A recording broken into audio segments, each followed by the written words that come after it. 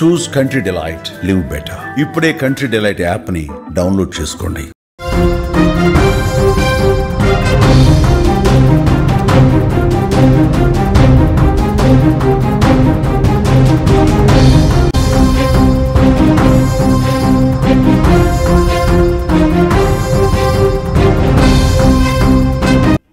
Breaking news చూస్తున్నాం. విజయవాడలో దారుణం జరిగింది. ఇంటి యజమానిని పని మనిషి చంపేసింది. తన భర్తతో కలిసి అనూష చంపేసింది. హత్య అనంతరం బంగారంతో పారిపోయింది. 3 రోజుల క్రితమే పనికి కుదిరింది అనూష. ఈ కేసు వివరాల్లోకి వెళ్తే విజయవాడలో జరిగినటువంటి దారుణానికి సంబంధించి ఎన్టీఆర్ కాలనీలో యజమానిని చంపిన పని మనిషి ఆ తర్వాత పారిపోయింది. పనికి కుదిరిన కేవలం 3 రోజులకే యజమానిని హత్య చేయటం సంచలనం సృష్టిస్తోంది. హత్య చేసిన పని మనిషి అనూష అనే మహిళగా గుర్తించారు. ఆమె భర్తతో కలిసి దారుణానికి పాల్పడింది. నగరంలోని మాచవరం పోలీస్ స్టేషన్ పరిధిలో ఎన్టీఆర్ కాలనీలో నివాసం ఉంటున్న బొద్దులూరి వెంకట రామారావు ఆయన తల్లితో పాటు ఉంటున్నాడు. తన తల్లి బాగోగులు చూసుకునేందుకు ఒక పని మనిషి కావాలని వెతికారు. ఈ క్రమంలో 3 రోజుల క్రితమే అనూష అనే మహిళ రామారావును సంప్రదించింది. ఆమెను పనిలో పెట్టుకున్నాడు రామారావు. 3 రోజుల నుంచి రామారావు, సరస్వతితో పాటుగా అనూష కూడా అదే ఇంట్లో ఉంటోంది. గత రాత్రి రామారావును పని మనిషి చంపేసింది. తినే ఆహారంలో మత్తు మందు కలిపి కళ్ళల్లో కారం కొట్టి చాలా దారుణంగా హత్య చేసినటువంటి పరిస్థితి ఉంది.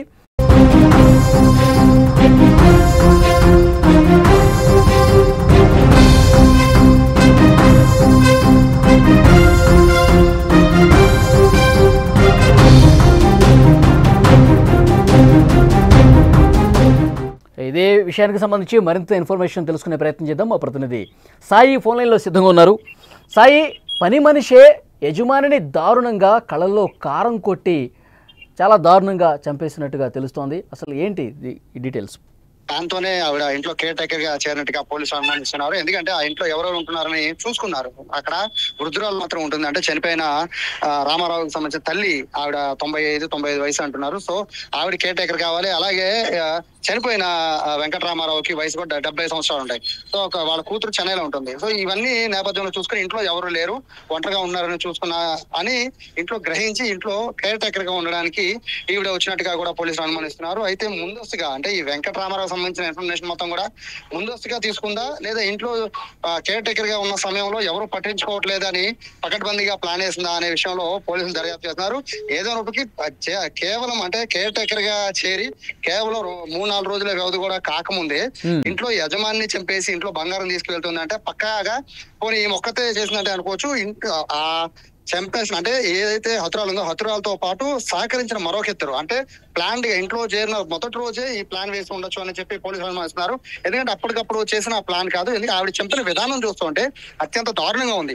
మొదట ఆవిడ అతను తినే అన్నంలో ఆవిడ మత్తు మందు కలిపింది. అంటే మత్తు మందుతో కలిపి మత్తు ఇచ్చి బంగారం తీసుకుని ఉడాయించేద్దామని చూసింది. ఆ తర్వాత ఎందుకు డౌట్ వచ్చిందో మళ్ళీ కళ్ళలో కారం కొట్టింది. దాంతో పాటు దిండుతో అదిమింది. అంటే అన్ని రకాలుగా అతన్ని చంపేయడానికి ప్రయత్నించి ఆవిడ ఇంట్లో బంగారం తీసుకెళ్లిపోయింది. అంటే ఇదంతా కూడా ఒక ప్రీ ప్లాన్ గా జరిగినట్టుగా కూడా పోలీసులు అనుమానిస్తున్నారు. సాయి, పని మనిషి అనూష అక్కడ లోకల్ గా ఉండే ఆమెనా? ఆ విషయం ఇంకా పోలీసులు కనుక్కుంటున్నారు. ఎందుకంటే చుట్టుపక్కల వాళ్ళకి ఒక 4 రోజులు 2 నెలలు అయితే చుట్టుపక్కల వాళ్ళు గమనించే అవకాశం ఉంటుంది. కేవలం 2-3 రోజులే అవడంతో ఆ పని మనిషి వివరాలు కేవలం ఆ తల్లి మాత్రమే చెప్పగలదు. ఆవిడ వృద్ధురాలు దాదాపు 90-95 ఏళ్ళు ఉంటాయి. చనిపోయిన రామారావు తల్లి ఆవిడ ఒక్కతే ఇంట్లో ఉన్నారు. ఆవిడ అర్ధరాత్రి సమయంలో ఇంట్లో లైట్ వెలుగుతుందని లేచి చూసే సమయానికి తన బిడ్డ రామారావు ఈ దారుణంగా హత్యకు గురి కాబడినట్టు గమనించి ఆవిడ చుట్టుపక్కల వాళ్ళకి ఇన్ఫర్మేషన్ ఇచ్చారు. సో ఆవిడ కూడా పెద్ద ఐడియా ఉండకపోవచ్చు. వాస్తవంగా ఆవిడ్ని ఎందుకు వీళ్ళు వదిలేశారు అంటే ఆవిడ వృద్ధురాలు, ఆవిడ తిరగబడే అవకాశం లేదు అని భావించినట్టున్నారు. లేదంటే కనుక ఖచ్చితంగా ఆవిడని కూడా హత్య చేసే అవకాశం ఉండేది. ఆవిడ లేచి తిరిగే పరిస్థితి ఉండుంటే ఆ పరిస్థితి ఉండేది. కానీ ఆవిడ వృద్ధురాలు కావడంతో ఆవిడేమీ చేయలేదని భావించారో ఏదో తెలియదు. కానీ ప్రస్తుతం అయితే పోలీసులు అయితే ఈ విషయం చాలా సీరియస్ గా తీసుకున్నారు. ఇంట్లో పని మనిషిగా జాయిన్ అయ్యి కేర్ టేకర్ గా జాయిన్ అయ్యి కేవలం 3-4 రోజుల వ్యవధిలోనే ఇంట్లో ఉన్న విషయాలన్నీ తెలుసుకొని అత్యంత దారుణంగా హతమార్చడం అనేది పోలీసులు చాలా సాయి కళల్లో కారం కొట్టారు. ఇంకా బలమైన గాయాలు ఏమైనా ఉన్నాయా శరీరం మీద? పోలీసులు ఏమైనా చెప్తున్నారా? పోలీసులు చేసిన ఎంక్వైరీ ప్రకారం అయితే అంటే ప్రస్తుతానికి అయితే ఫస్ట్ ఫోరెన్సిక్ కి పంపిస్తూ ఉన్నారు. అక్కడ ఉన్న వస్తువులన్నింటినీ కూడా క్రూజ్ టీమ్ వచ్చి మొత్తం అంతా ఎంక్వైరీ చేస్తున్నారు. వాళ్ళు ప్రాథమికంగా వచ్చిన వాళ్ళ విచారణలో వాళ్ళు ప్రాథమికంగా తెలిసిన అంశాలను బట్టి అయితే మొత్తం మంది ఆహారంలో మొత్తం మంది కలిసినట్టుగా భావిస్తున్నారు. దాని తర్వాత కళ్ళలో కారం కొట్టి దాని తర్వాత దిండుతో అదిమి అంటే ఎక్కడా కూడా అతను బ్రతకకూడదు అనే ఒక ఆలోచనతోనే వచ్చి అతని హతమార్చి ఇంట్లో నుంచి బంగారం అలాగే డబ్బులు విలువైన వస్తువులు కూడా తీసుకెళ్లిపోయినట్టు తెలుస్తున్నారు. ఎంత బంగారం పోయింది అనే విషయం అయితే క్లారిటీ లేదు కానీ మొత్తం అయితే ఇంట్లో ఉన్న అంటే ఆయన రూమ్ లో ఉన్న మొత్తం బంగారాన్ని అలాగే హాల్లో ఉన్న కొన్ని విలువైన వస్తువుల్ని అన్నింటిని కూడా తీసుకెళ్లిపోయినట్టుగా భావిస్తున్నారు. అంటే 2-3 రోజుల పాటు పూర్తిగా ఇంట్లో నిఘా పెట్టి ఈ ఘటనకి పాల్పడినట్టుగా కూడా పోలీసులు అనుమానిస్తున్నారు. ప్రస్తుతం ఆవిడ కోసం చుట్టుపక్కల సీసీ కెమెరాలు అయితే పరిశీలిస్తున్నారు. ఎందుకంటే 2-3 రోజుల పాటు కాబట్టి ఆవిడ కేర్ టేకర్ ఇంట్లోనే ఉంటుంది. సో బయటకు వచ్చిన వివరాలు అలాగే ఎటు నుంచి ఏ రోడ్ లోకి వెళ్తుంది, ఎటు నుంచి వచ్చారు, అలాగే అర్ధరాత్రి పూట జరిగిన ఇన్సిడెంట్ కాబట్టి ఎవరు వచ్చి ఉంటారు, ఎటు నుంచి వచ్చి ఉంటారు, ఈ విషయాలన్నీ కూడా ప్రస్తుతం పోలీసులు అయితే ఎంక్వైరీ చేస్తున్నారు. దీనికి సంబంధించి మోస్ట్లీ సాయంత్రం కానీ రేపు కానీ అప్డేట్ వచ్చాయి. రామారావు తల్లి మాట్లాడగలుగుతున్నారా? పోలీసులు ఏమైనా ప్రశ్నలు ఇస్తే సమాధానం చెప్పగలుగుతున్నారా? ఆవిడ దాదాపుగా 95 ఏళ్ళ వయసు. ఆవిడ లేచి మాట్లాడలేని పరిస్థితి. చాలా ఆవిడ పరిస్థితి దారుణం. బేసిక్ గా ఆయన కేర్ టేకర్ గా పెట్టింది ఆవిడ కోసం అని చెప్పి చెప్తున్నారు. అయితే ఈయన కూడా ఒంటరిగా ఉంటున్నారు, కూతురు చెన్నైలో ఉంటున్నారు.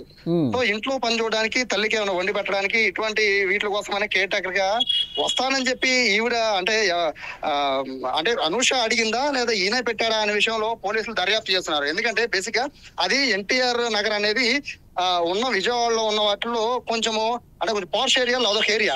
సో అటువంటి ప్రాంతాల్లో ఇక్కడ కేర్ టేకర్ గా రావాలి అంటే చాలా అంటే చాలా మంది ఆసక్తి చూపిస్తూ ఉంటారు. ఎందుకంటే అటువంటి వాటిల్లో అయితే కేర్ టేకర్ ఫుడ్ కానీ లేకపోతే మిగతా విషయాలు కానీ లోటు ఉండదు.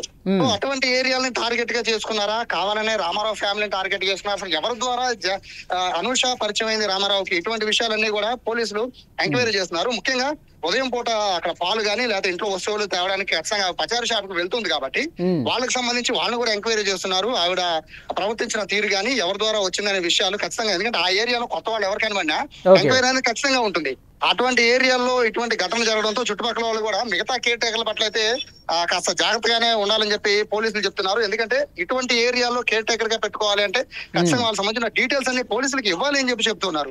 ఈ నేపథ్యంలో ప్రస్తుతం అయితే అనూష కోసం పోలీసులు అయితే గాలిస్తున్నారు. బంగారం, డబ్బుతో పాటు విలువైన వస్తువులు కూడా తీసుకుని వెళ్ళిపోయిందని చెప్తున్నారు. మొత్తం ఇందులో రామారావు ఫ్యామిలీకి ఇక్కడ ఈ ఎన్టీఆర్ నగర్ లో కావచ్చు, ఈ విజయవాడలో చుట్టుపక్కల బంధువులు ఉన్నారా? వాళ్ళు ఎవరన్నా ఇంటి దగ్గరకు వచ్చిన పరిస్థితి ఉందా? ప్రస్తుతం చుట్టుపక్కల వాళ్ళు అలాగే రామారావు పరిచయం ఉన్న వార్తల ద్వారా బయట తెలిసిన వాళ్ళందరూ కూడా ప్రస్తుతం రామారావు ఇంటికి చేరుకుంటున్నారు. రామారావు కుమార్తె చెన్నైలో ఉంటున్నారు. సో ఆవిడ్ని ప్రస్తుతానికి అయితే పిలిపిస్తున్నారు. ఆవిడ కూడా వస్తున్నారు. ఆవిడ వస్తే తప్ప దీనికి సంబంధించి అంటే ఈ విషయం రామారావు చెప్పున్నారు. కేర్ టేకర్ గురించి వివరాలు ఖచ్చితంగా కూతురు తెలిసే ఉంటుంది, అంటే చెప్పే ఉంటారు. అలా కేర్ టేకర్ ఇంట్లో పెట్టుకున్న విషయం ఖచ్చితంగా తండ్రి చెప్పే ఉంటారు కాబట్టి ఆవిడ గురించిన ఇన్ఫర్మేషన్ అనేది కేవలం వాళ్ళ కూతురు మాత్రమే ఇవ్వగలదు. కాబట్టి ఎందుకంటే ఆవిడ తల్లి వృద్ధురాలు, ఆవిడ మాట్లాడే పరిస్థితి కానీ అంత వివరాలు చెప్పే పరిస్థితి ఉండదు. కాబట్టి వాళ్ళ కూతురు వచ్చిన తర్వాత ఈ కేసులో కొంతమేర కదలికి వచ్చే అవకాశం ఉంటుంది. కానీ సీసీ ఫుటేజ్ ద్వారా అయితే ఖచ్చితంగా వీళ్ళు ఎట్టి నుంచి ఎటు ఉంటారు అనేది ఖచ్చితంగా గమనించవచ్చు. ఎందుకంటే ఆ ఏరియా మొత్తం కూడా సీసీ కెమెరా సర్వేలెన్స్ ఖచ్చితంగా ఉంటాయి. సో దాని బేస్ చేసుకుని ప్రస్తుతం అయితే పోలీసులు ఎంక్వైరీ చేస్తున్నారు. సాయంత్రం కానీ రేపు కానీ ఒక క్లారిటీ వచ్చే అవకాశం ఉంది. ఎక్కువ దూరం వాళ్ళు పరారీ అయ్యే పరిస్థితి కూడా లేదనేది పోలీసులు వేస్తున్న అంచనా. ఓకే సాయి, మరింత ఇన్ఫర్మేషన్ కోసం మళ్ళీ ఒకసారి మిమ్మల్ని కాంటాక్ట్ అవుతాం. అది విజయవాడలో జరిగినటువంటి దారుణ ఘటనకు సంబంధించిన వార్త మనం చూస్తున్నాం. ఎన్టీఆర్ కాలనీలో యజమానిని లిటరల్గా చాలా దారుణంగా చంపేసింది పని మనిషి. ముందుగా మత్తుమందు కలిపిందంట ఆహారంలో. అది తిన్న తర్వాత అతను మత్తులోకి జారుకున్న తర్వాత కళ్ళల్లో కారం కొట్టి దిండుతో అదిమి ఊపిరాడకుండా చేసి చాలా అంటే చాలా దారుణంగా చంపేసిన పరిస్థితి. పని మనిషి భర్త, ఇంకొక వ్యక్తి, మొత్తం ముగ్గురు కలిసి ఈ విధంగా యజమాని రామారావుని చాలా అంటే చాలా దారుణంగా చంపేసిన పరిస్థితి.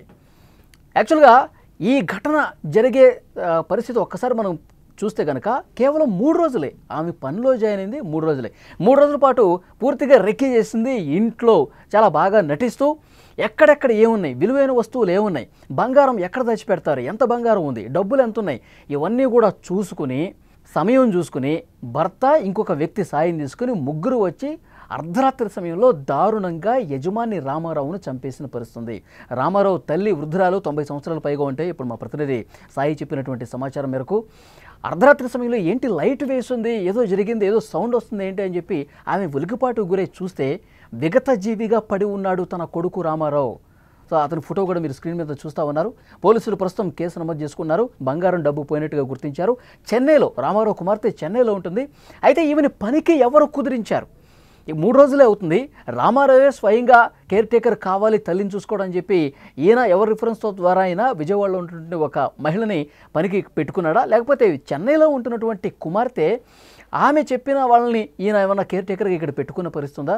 సో ఏం జరిగింది అనేది కూడా పోలీసులు ప్రస్తుతం దర్యాప్తులో కీలక విషయాలు బయటకు వస్తున్నాయి. కానీ పోలీసులు చాలా సీరియస్గా చెప్తున్నారు, మీరు కేర్ టేకర్స్గా పెట్టుకునేటప్పుడు అత్యంత జాగ్రత్తగా ఉండాలి. ఎందుకంటే ఇక్కడ ఇద్దరు వృద్ధులే కనిపిస్తున్నారు. ఇద్దరు కూడా వయసు ఎక్కువ ఉంటుంది, 70 సంవత్సరాలు ఉంటాయి. తల్లి కూడా 90 సంవత్సరాలుగా పైగా ఉంటారు. సో వాళ్ళ కుమార్తె కావచ్చు, కుమార్తె ఫ్యామిలీ కావచ్చు, విజయవాడలో ఉండరు, చెన్నైలో ఉంటారు. సో ఇక్కడ వీళ్ళు బాగోగులు వీళ్ళే చూసుకోవాల్సిన పరిస్థితి. వృద్ధురాలుగా ఉన్నటువంటి తల్లిని చూసుకోవడానికి ఒక కేర్ టేకర్ ఉండాల్సిన అవసరం ఉంది. కాబట్టి ముక్కు మొహం తెలియని వాళ్ళు, అంతగా పరిచయం లేని వాళ్ళు, సరైనటువంటి తెలియని వాళ్ళని పెట్టుకుంటే ఎలాంటి దారుణాలు వెలుగు చూడాల్సి వస్తుంది, ప్రాణాల మీదకి వస్తుందనేది కూడా ఈ ఘటన రుజువు చేసిన పరిస్థితి. పోలీసులు ఒకటే చెప్తున్నారు, ఎన్టీఆర్ నగర్లో చాలామంది కూడా కేర్ టేకర్స్ను పెట్టుకుంటూ ఉంటారు. కొంత ఖరీదైనటువంటి ఇళ్ళు ఉంటాయి, వస్తువులు ఉంటాయి, కొంత పాష్గా ఉన్న ఏరియాకి సంబంధించి అక్కడ వాళ్ళ ఫ్యామిలీస్ ఉంటాయి. కాబట్టి కేర్ టేకర్స్ విషయంలో చాలా జాగ్రత్తలు తీసుకోవాల్సినటువంటి అవసరం ఉంది. ఒకవేళ ఎవరో అనామకుల్ని పెట్టుకుంటే గనక, వాళ్ళ బ్యాక్గ్రౌండ్ ఏంటో తెలియకుండా పెట్టుకుంటే గనక, వాళ్ళ మనస్తత్వాలు ఏంటో తెలియకుండా పెట్టుకుంటే గనక ఇలాంటి దారుణమైన పరిస్థితులే చూడాల్సిన అవసరం ఉంటుంది. కాబట్టి చాలా జాగ్రత్తగా మీరు వ్యవహరించండి అని చెప్పి ఆ కాలనీ వాసులు కూడా ప్రస్తుతం పోలీసులు చెప్తున్నారు. ఇన్వెస్టిగేషన్ అయితే చాలా సీరియస్గా జరుగుతుంది. సీసీ ఫుటేజ్ పరిశీలిస్తున్నారు. ఈ 3 రోజుల్లో ఈ అనూష అనే ఆమె ఎక్కడి నుంచి వస్తుంది, ఎటు నుంచి పోతుంది, తర్వాత ఈ ఇంటి దగ్గర చుట్టుపక్కల కిరాణా షాపులకి వెళ్ళుంటుంది కదా. సో ఆమెకు సంబంధించి కిరాణా షాపు యజమానులతో వాళ్ళకి కొద్దిగా ఈ 3 రోజుల వ్యవధిలో పరిచయం ఏర్పడుతుంది. మీరు ఎక్కడి నుంచి వస్తున్నారు, ఏ ఇంట్లో ఉంటున్నారు, ఇవన్నీ కూడా తెలిసి ఉంటాయి. సో డెఫినెట్గా కాంటాక్ట్ లిస్టు కూడా పరిశీలిస్తూ ఉన్నారు. ఎవరి ద్వారా ఏమి కేర్ టేకర్గా వచ్చింది కూడా చూస్తూ ఉన్నారు. సో ఈ సాయంత్రం వరకు క్లారిటీ వచ్చే అవకాశం అయితే కనిపిస్తుంది. పెద్ద మొత్తంలో డబ్బు తీసుకుపోయింది, నగలు తీసుకుపోయింది, ఇంకొన్ని విలువైన వస్తువులు కూడా దోచేసుకుని పారిపోయినట్టుగా తెలుస్తోంది. సో ఒక్కరోజే గడుస్తుంది కాబట్టి, గత రాత్రే జరిగింది కాబట్టి, కొన్ని గంటలే గడుస్తుంది కాబట్టి పారిపోతే ఎంతో దూరం పారిపోరు. అనేక బృందాలుగా పోలీసులు కూడా ఏర్పడి వీళ్ళ కోసం సీరియస్గా గాలింపు చర్యలు కొనసాగుతున్నాయి. రామారావుతో పరిచయం ఉన్నవాళ్ళు, విజయవాడలో ఉంటున్న వాళ్ళందరూ కూడా ఒక్కొక్కరుగా ఈ వార్త తెలిసిన వెంటనే ఇంటి దగ్గరికి వచ్చి విచారం వ్యక్తం చేస్తున్నటువంటి పరిస్థితి కనిపిస్తుంది. ఎంత దారుణం చూడండి. పని మనిషిగా అవకాశం ఇచ్చి ఇంట్లో తన తల్లికి కేర్ టేకర్గా ఉండి బాధ్యతలు చూసుకుంటుందని భావించి పెట్టుకుంటే ఇలాంటి దారుణమైన పరిస్థితులు, మనుషుల మనస్తత్వాలు చూడండి. ఇంట్లో ఉన్నటువంటి విలువైన వస్తువులన్నీ కూడా చోరీ చేసి, కేవలం చోరీ చేసేందుకే కేర్ టేకర్గా జాయిన్ అయినట్టుగా కనిపిస్తోంది.